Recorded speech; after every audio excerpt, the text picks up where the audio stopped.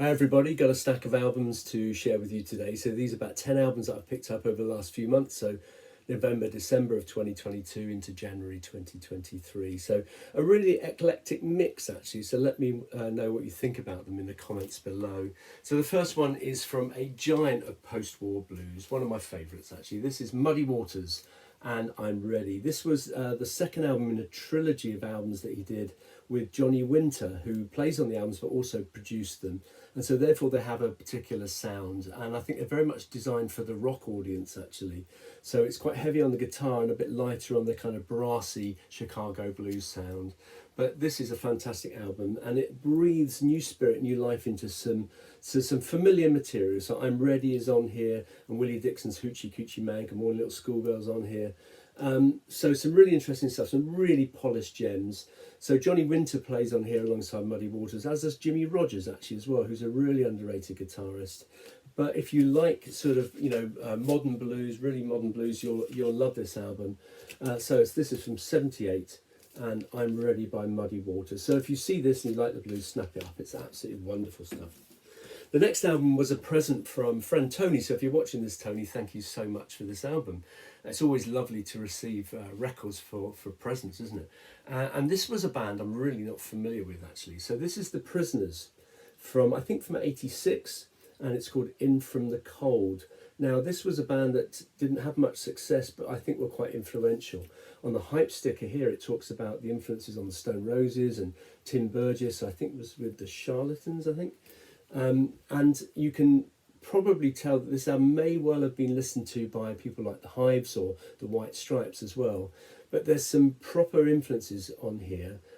This is to these ears anyway, kind of a mod revivalist kind of album actually. So we've got, you can hear a bit of the Kinks, maybe the Who, Small Faces, the Pretty Things, that kind of thing going on. So at times a little bit kind of punky new wavy possibly, soulful in other places, but there's some guitar, there's some swirling Hammond. Interesting album, so thank you Tony for sending this album my way. If anybody knows anything more about this band, if you can pop it in the comments below, I'd be really grateful. So really interesting album from The Prisoners from 1986, and it's also on really nice red vinyl as well. So that's a reissue from a couple of years ago of their '86 album.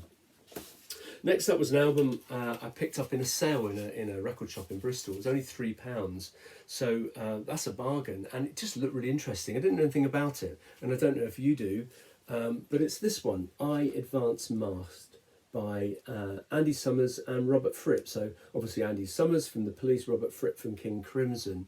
Now this is a strange collaboration actually, because you wouldn't necessarily put those two players together. What's interesting is I think they live in the same area, down in Poole and Bournemouth, down in Dorset.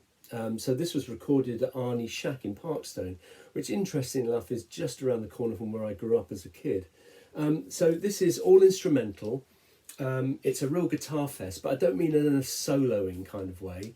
It's quite textured, it's quite atmospheric, it's sombre in places, it's quite rhythmic in places actually. It smacks a little bit of kind of mid-80s King Crimson, inevitably I suppose, but quite interesting, layered texture kind of sound, instrumental, and it's certainly an interesting album. There's the two chaps there, and you can see it's a Japanese input, so if you're into the Obi strip thing, you're going to love that, aren't you?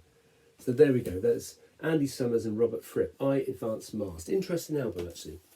In the same shop in the sale, I picked up a bit of new vinyl. Now I generally don't buy new vinyl, but I find that this particular genre of music, trying to find originals is really hard, and when you do find them, they're prohibitively expensive.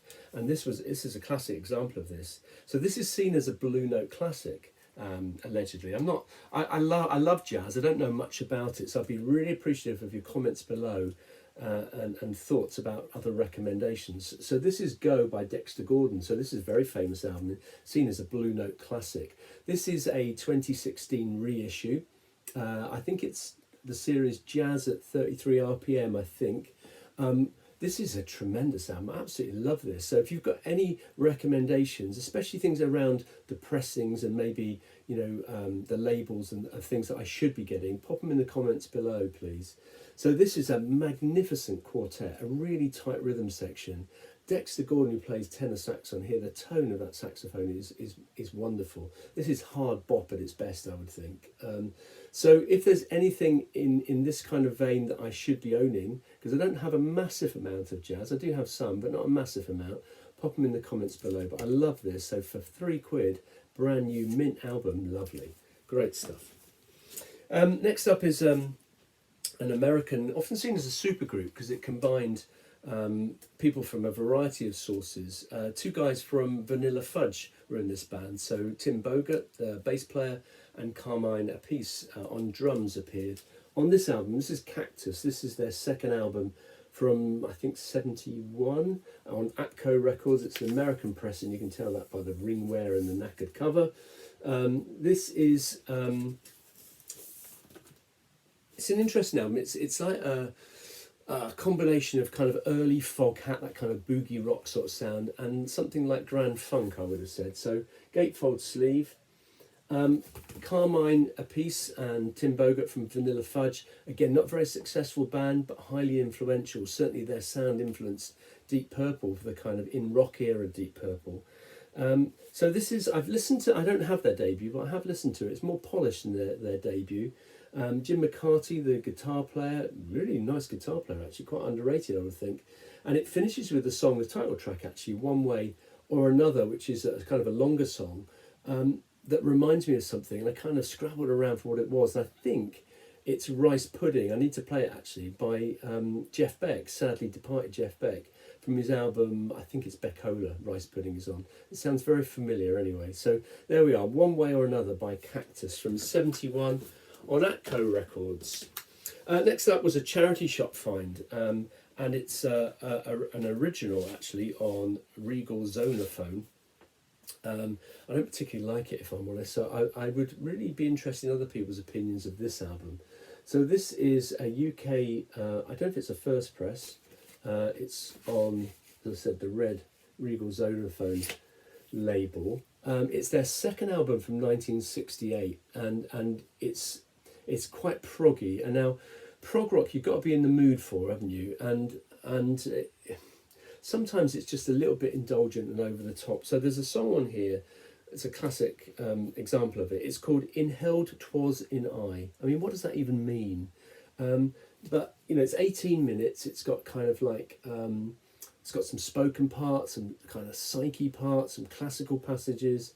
Yeah, just a little bit kind of bombastic and over the top, but I think they were probably trying to compete with sort of the Moody Blues and that kind of era, some 68. Couple of songs on here, Skip Softly and Wish Me Well, feature the guitar talents of Mr. Robin Trower, who I really do like actually. I like him considerably more as a solo artist than as a member of Procol Harum. So I don't know if I'll keep this, but it is worth a little bit, and it's in good condition, so I may well sell it on. So there we are, Shine On Brightly, Procol Harum from 68.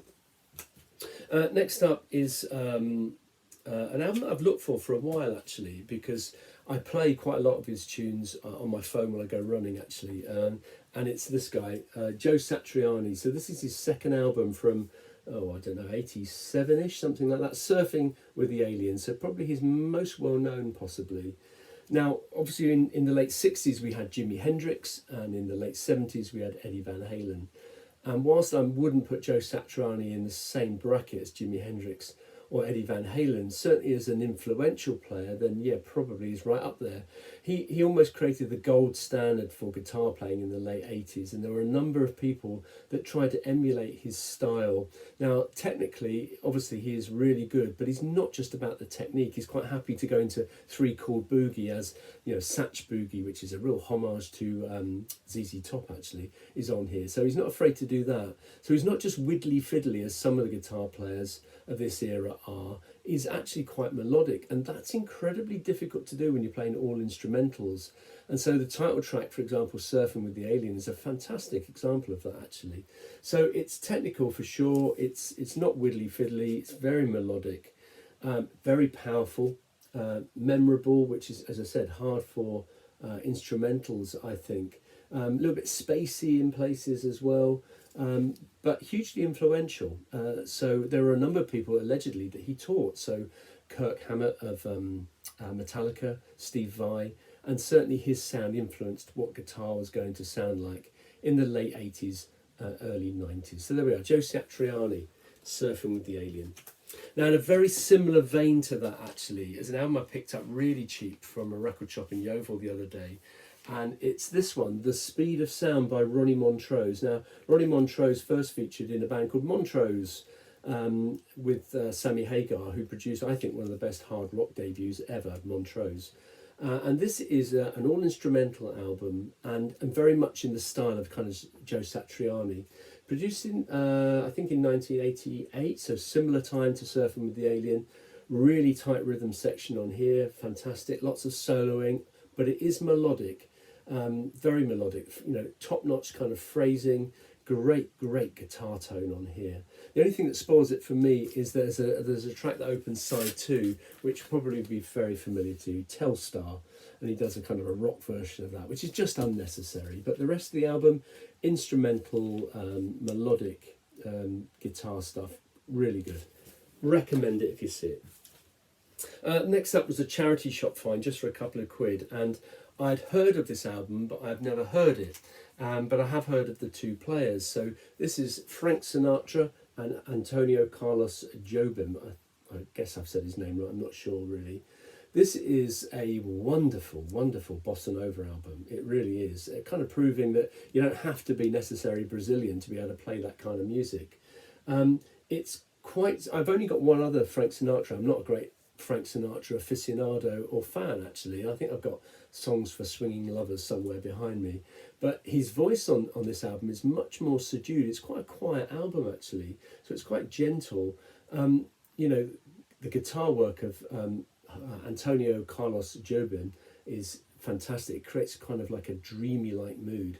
And the strings in this kind of whisk you off to tropical Rio. It's really lovely album, actually. And if you read about it, which I have started to do, actually, because I don't know much about it, it's often seen as one of the best bossa nova albums, right up there with kind of Gets Gilberto kind of stuff. So it takes several listens to get into, but it's because it's quite subtle, but really laid back. Beautiful listen, actually. Recommend it. Great stuff.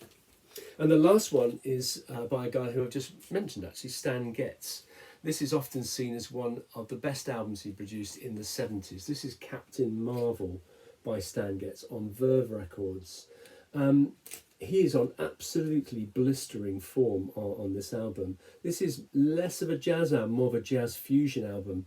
And he is backed by some... He's not just by a backing band. This is some marquee stellar players here. So he's got Chick Corea, Stanley Clarke, Tony Williams. I mean, some of those people play with Miles Davis. So they're not backing bands. They are... You know, they're marquee players in their own right. So really good, really good album, actually. Gorgeous kind of tenor tone that Stan Getz has got on this album. This is a proper great modern jazz album, actually. So real good fusion stuff from Stan Getz. It's from, I think, 74, said on Verve Records. So there you go. There's my 10 albums. So let me know what you think in the comments below. Any recommendations, certainly with the jazz album series that I should be owning, would be really gratefully appreciated. Thanks very much indeed for your time, and we'll catch up again soon. Cheers.